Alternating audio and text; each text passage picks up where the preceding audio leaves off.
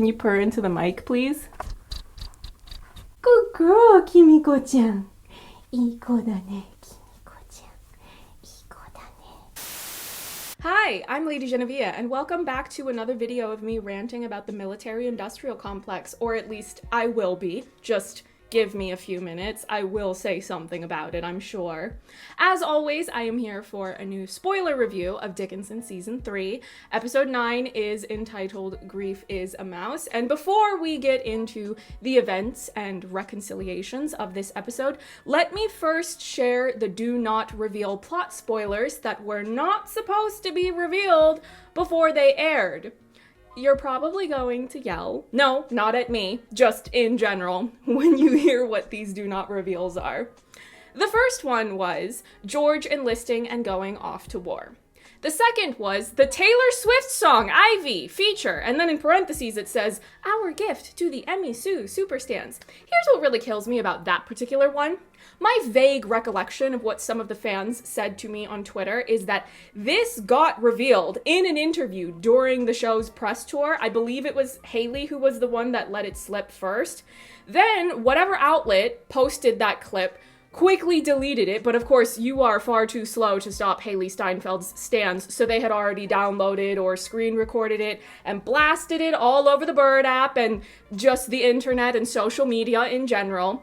And just so we're clear, I did not know and still don't fully know what the fixation is with this song in particular. I don't know if this song was used in a lot of fan cams or if the fans of the show just like Taylor Swift in general, but I read that this was on the list, and like everything else that I read on the do not reveal list, I was of course going to make sure that I never said anything about it before the episode aired.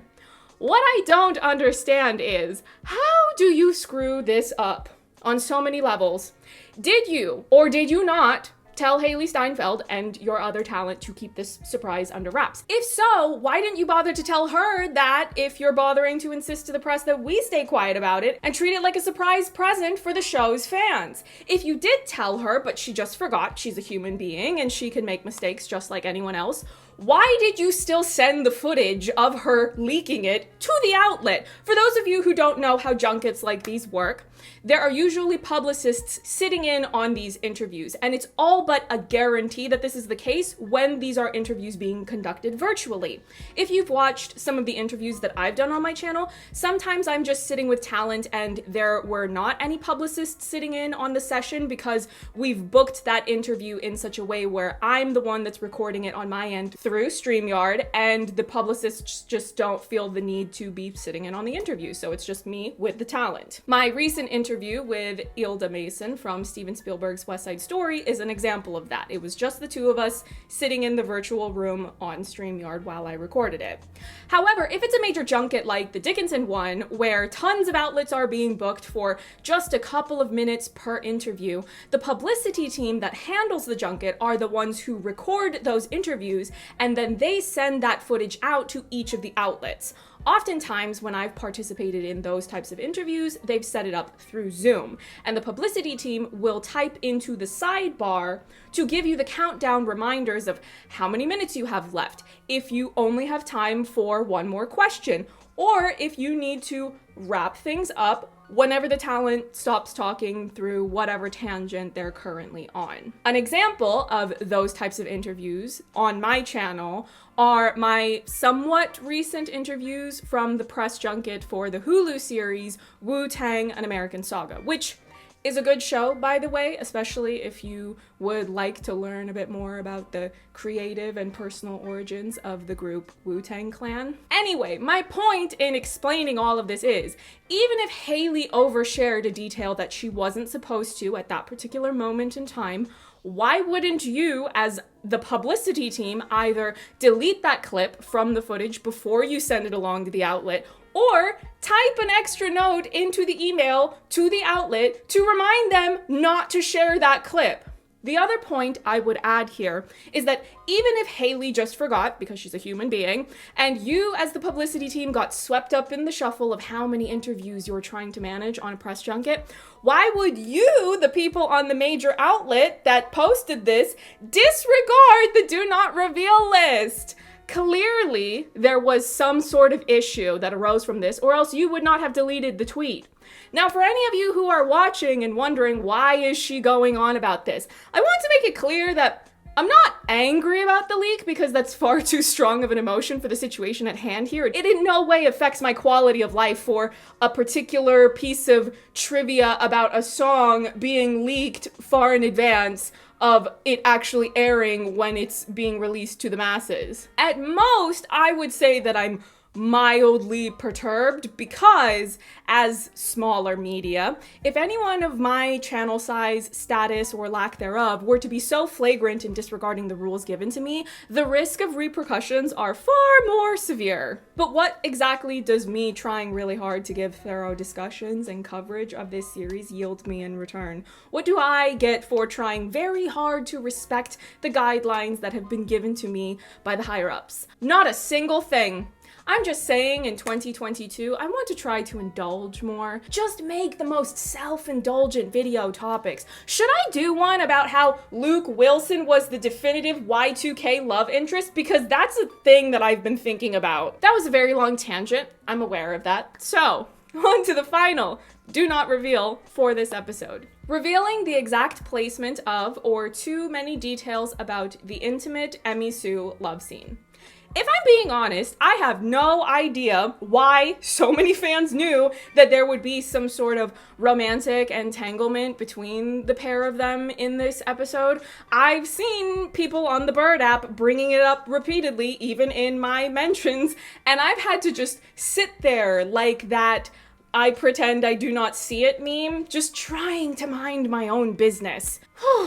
That was the longest session of getting through an episode's do not reveal lists. So let's get on to the rest of the episode. Per usual, we will go through things on a character by character basis, starting with Mr. Dickinson. Now, I don't have too much to say about his storyline. I don't at all care about him almost becoming a politician and then immediately losing that opportunity just as quickly as it was offered to him.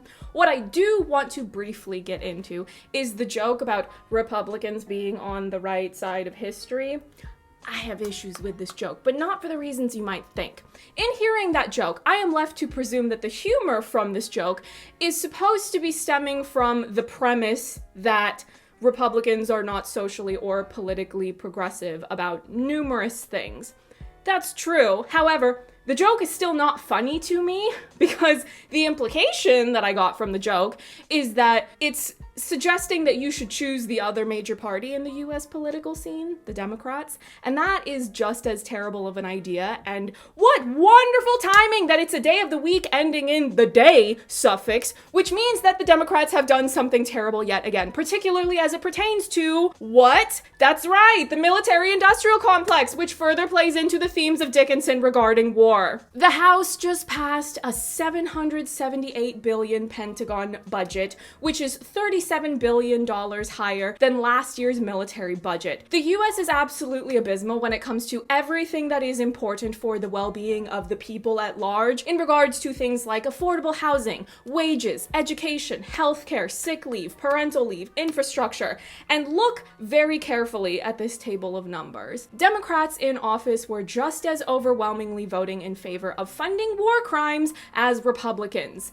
The very notion that Democrats will help the people make meaningful change is a joke. What Democrats and Republicans do is political theater, so if any of you are watching this and are not living in the States, there's some terrible trivia for you. Feel free to join your local anti-war protesters at whatever base is closest to you. Did you know that those bases are the #1 source of pollution in the world? Are you angry yet? On to Mrs. Dickinson, because I clearly need to lower my blood pressure after that last rant.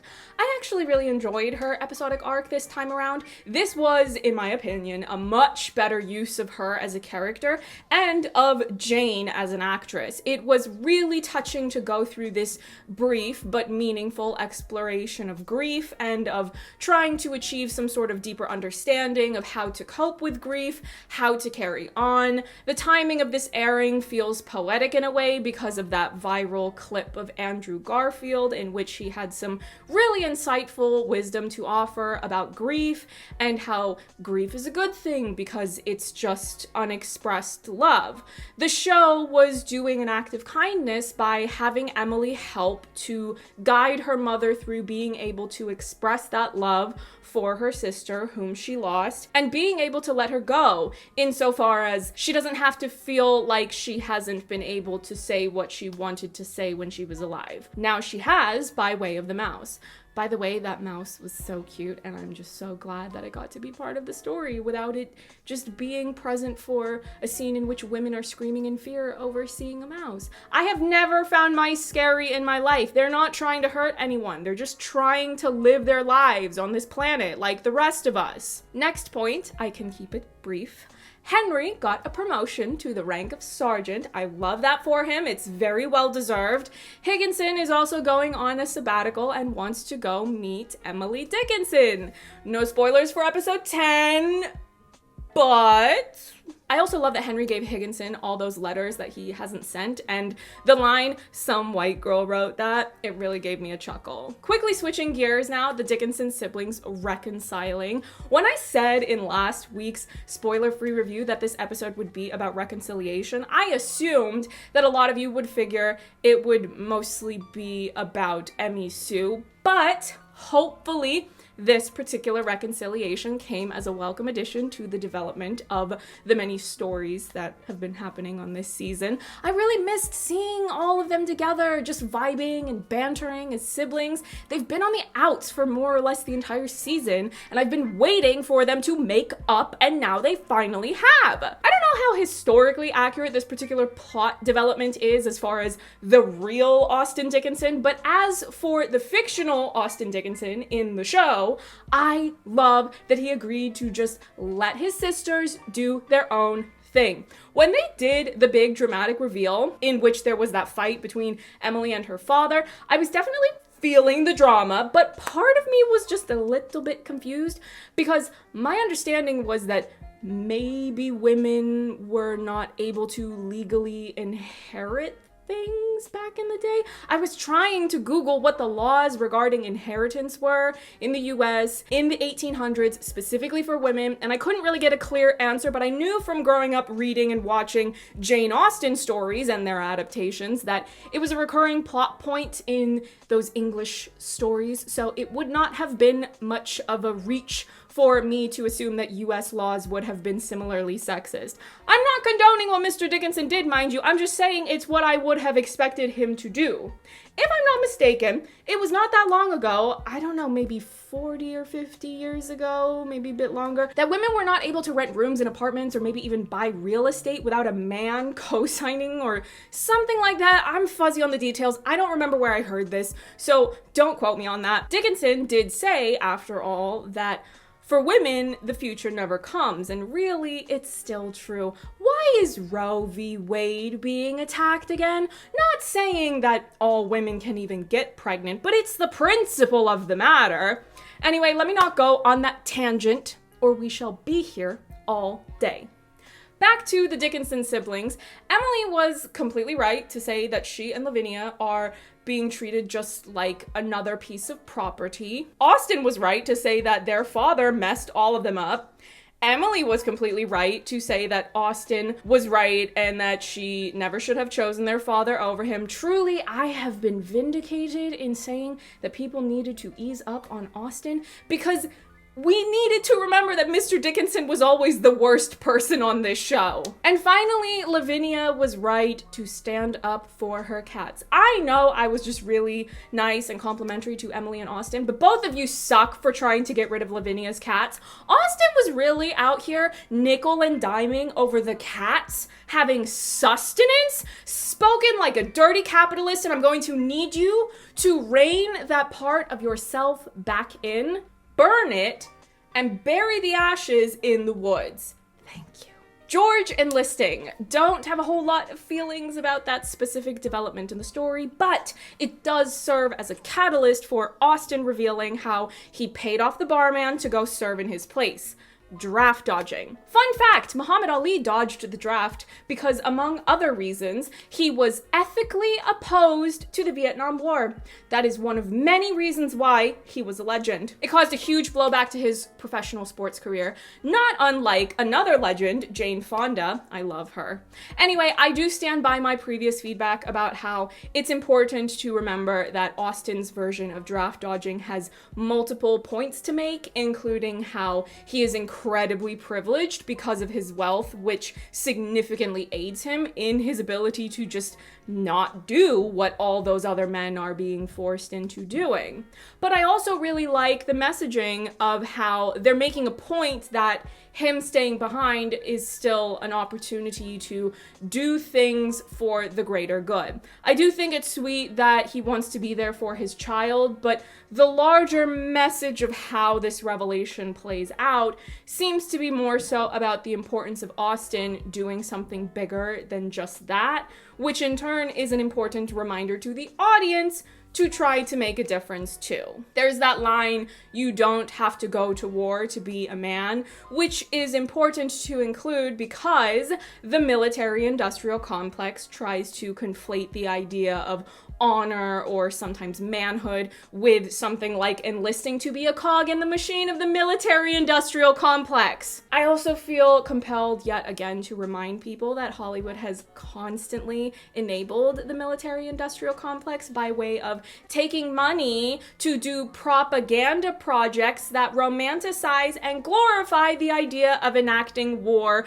against countries all over the world. Even now, we are just a few weeks away from the horrific propaganda film, The 355, being released in cinemas, and I am so looking forward to giving it $0 at the box office. Before any of you try to come at me about how I should watch the film before I get critical of it, let me remind all of you once again to look up Operation Cyclone, Operation Condor, and Operation Urgent Fury before you make your claims about how great it is that there's a movie attempting to girl bossify fascist government agencies. By the way, if you ever see me taking a side character acting role in a propaganda project, just know that I'm only doing it to try to create a savings account under the dark looming cloud of capitalism, and you have my full permission to boycott the project. Honestly, more or less every actor when they're just getting started out in the industry has either appeared in a Law and Order show, a CSI show, or any other number of propaganda shows or similar projects because there's just so many of them. Sometimes you just have to take what's available so you can get a SAG card and pay your rent. Not everyone has nepotism on their side to let you jump the queue. How did I even get on this tangent? Oh right, propaganda. Yeah, it's gross. Even though I've been oscillating all season between praise and criticism for Dickinson's handling of the topic of war in their writing, now that you've seen the majority of the season, I can reiterate that in my opinion, the good does outweigh the bad in how they've handled things. I would not classify Dickinson season 3's story as being another example of Hollywood's enabling of the military-industrial complex.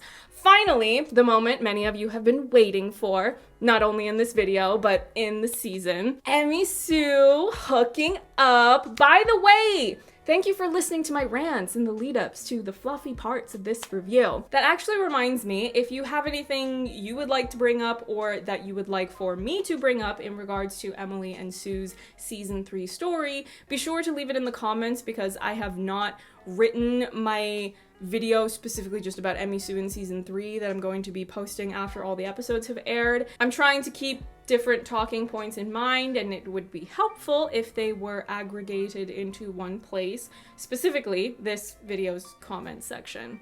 Anyway, so Emily has finally been able to work through the challenges she was facing within herself. Emily's poems have been her love language for so long that it's been hard for her to express her feelings out loud. She's had some breakthroughs, like when she finally said, "I love you" out loud after coming to that realization within herself at her inner gay club. But if you will recall, Betty told Emily earlier on this season that writing that shuts real life out is as good as dead. And so Emily has had to spend this season really learning that lesson as it applies applies to herself as a poet and as a woman in love with her sister-in-law. Hopefully, the audience will have understood up until this point that Emily was never denying her feelings for Sue, but she has merely struggled with being able to express them. Even though the show has this anachronistic style of storytelling, it's important to remember that the show is still set in the 1800s. When Emily and Lavinia time traveled, they didn't even know what the word lesbian meant. Admittedly, they played that moment off for comedy, and it was funny. From what I can tell, the show seems to be trying to address how challenging it would have been to navigate learning about and understanding one's own orientation when you don't have the wealth of words and resources to try to better understand that there's nothing wrong with being a woman in love with another woman. That gay club, in Emily's mind, was like this paradise. It was an idealized fantasy of sorts, of having a whole community of people that are like you and understand and accept you just as you are. It was one thing for Emily and Sue to sneak around and do what they were doing in season 1, but Sue getting married to Emily's brother, no less, and having a baby makes things incredibly complicated. Emily doesn't have a 21st century perspective of, well, some children grow up with 2 mothers, and what about it? The idea of that is completely alien to her. Maybe she still doesn't fully understand everything, but the war being something that can violently tear families apart, whether because of death in combat, that's why she was telling Henry to get up and that his family needs him, or even the divisions that can tear a family apart, like what was happening within her own family unit this season. I think in a way it served as a reminder of how short life is and how precious life is, and that the messiness of life will never fully go away, but that doesn't mean that she shouldn't keep living in the poetic sense and of being with the woman that she loves. On a less analytical note, I think the other reason why it sucks that the song got spoiled was that I saw fan accounts tweeting about how excited they were about the song playing during the love scene, and I had to just sit there minding my own business, knowing all the while that it doesn't play during the love scene. It plays during the end credits, right after the love scene.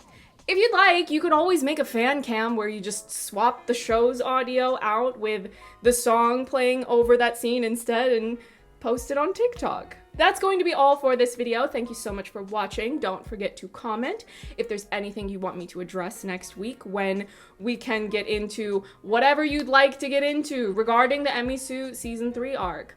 See you in the next one. Bye.